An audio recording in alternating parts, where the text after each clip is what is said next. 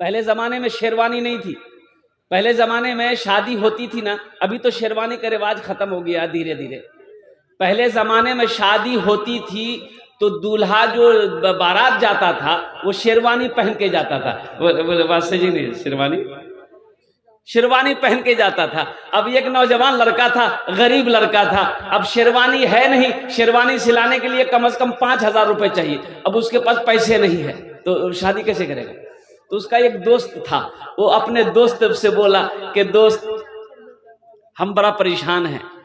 बोला कने कने परेशान है? बोला कि दोस्त मेरी शादी होने वाली है, इत्तफाक की बात है कि मेरे पास शेरवानी नहीं है और शेरवानी सिलाने का पैसा भी नहीं है, तो लगता है कि मेरी शादी नहीं होगी क्या?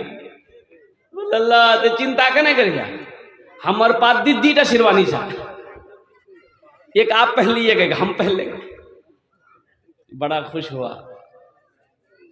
जिस दिन बारात जाने वाली थी वो दोस्त उसका शेरवानी लेके आया, एक अपने दोस्त को पहनाया, एक शेरवानी अपने भी पहन लिया, दोस्त को भी पगड़ी बांध दिया, अपने भी पगड़ी बांध लिया। बारात चली गई। अब बारात जब वहां पर पहुंची लड़की वाले के यहाँ, बैठने के लिए ऐसे स्टेज बनाया था। अब ये दोस्त और ये दूल्हा दोनों एक ही जगह बैठा, तो कुछ लोग आए मिलने के लिए कि चलो दूल्हा के देखिए, दूल्हा के हमको जी। तो स्टेज के पास आया ना तो देखा रे वाह, दो शेरवानी, दो पगड़ी। तो मेहमान लोग घबराया कि भाई इसमें से दूल्हा कौन है? तो पूछा गया दूल्हा के जियो? तो उसका दोस्त बोला कि नहीं, दूल्हा तो यही है, लेकिन ये जो शेरवानी पहना है वो मेरी शेरवानी है। अब मेहमान तो चला गया, मेहमान देख के चला गया। तब ये दोस्त बोला कि भाई तुम मेरी बेइज्जती करवा रहे हो। बोला क्या हुआ? बोला रे दूल्हा के बारे में पूछा था, तुम शेरवानी को कहे बोले कि मेरी शेरवानी है, हमारी बेइज्जती हुई कि नहीं हुई? बोला दोस्त मुंह से निकल गया था। अच्छा चिंता मत करो, अब भूल किससे नहीं होती है। फिर कुछ देर के बाद कुछ लोग आए, मुखिया सरपंच पार्षद लोग आए शादी में। सोचा चलो दूल्हा को देख लेते हैं। स्टेज पर आए तो देखा कि दो शेरवानी वाला दूल्हा है, दो पगड़ी वाला दूल्हा है। तो इसमें से एक आदमी पूछ लिया, अरे भाई दूल्हा कौन हो, तुम हो कि तुम हो? तो उसका दोस्त बोला कि नहीं, दूल्हा यही है, लेकिन ये जो शेरवानी पहना ये मेरी नहीं है। फिर शेरवानी को लेके आया बीच में ही। इसका दोस्त बोला कि हम शादी नहीं करेंगे, अब तुम शेरवानी को छोड़ोगे नहीं, खोल के दे दे तुमको हम। अरे नहीं दोस्त, भूल हो गई। कुछ देर के बाद फिर कुछ लोग आए। अब आए तो भाई देखा कि दो शेरवानी, दो पगड़ी। तो पूछा कि भाई दूल्हा इसमें से कौन हो, तुम हो कि तुम हो? इसका दोस्त बोला कि नहीं, दूल्हा आज ही, लेकिन शेरवानी के बारे में हमें कुछ नहीं बोलो। इसका दोस्त बोला कि भाई समझ में बात नहीं आ रही है, ये आदमी है कि घनचक्कर है। अरे भाई शादी करने दोगे कि शेरवानी खोल के दे? फिर कुछ देर के बाद कुछ मेहमान आए, दूल्हा देखने का शौक हुआ, वो स्टेज के करीब आया, पूछा देखा दो दूल्हा है, दो पगड़ी है, दो शेरवानी पहन के बैठा हुआ है। उसमें से एक आदमी पूछ लिया, ए बाबू दूल्हा के जाओ।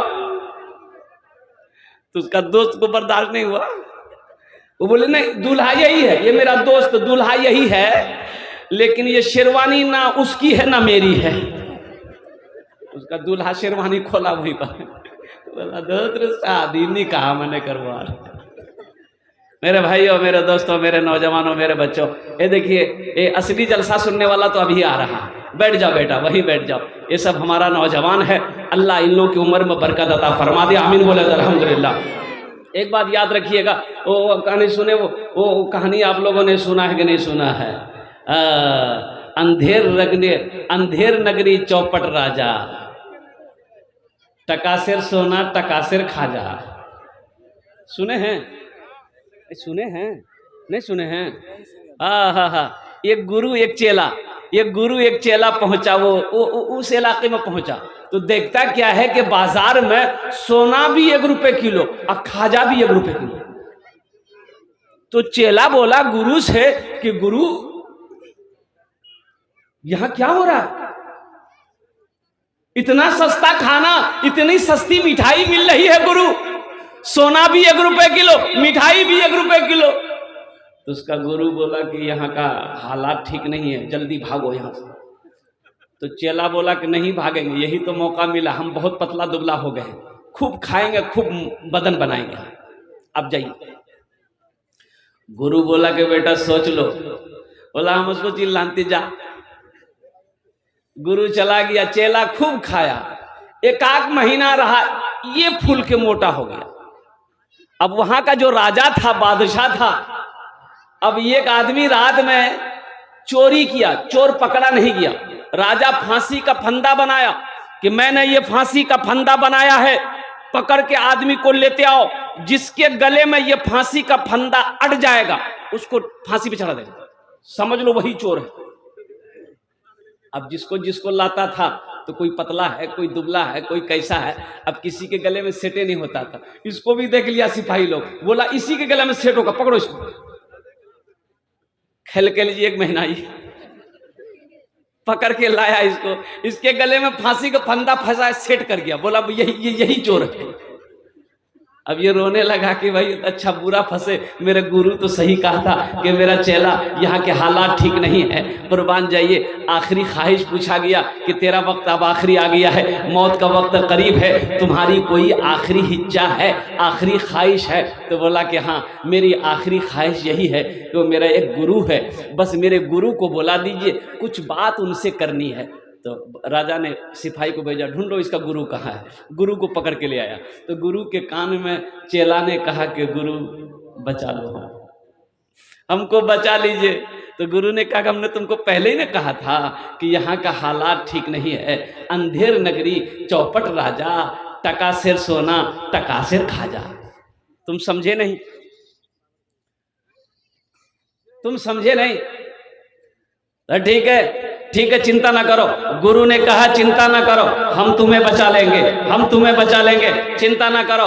तो गुरु ने कहा बादशाह से, हुजूर ऐसा किया जाए, ये फांसी का फंदा मेरे चेले को ना पहनाया जाए, ये फांसी का फंदा मेरे गले में पहनाइए, हम मरना चाहते हैं।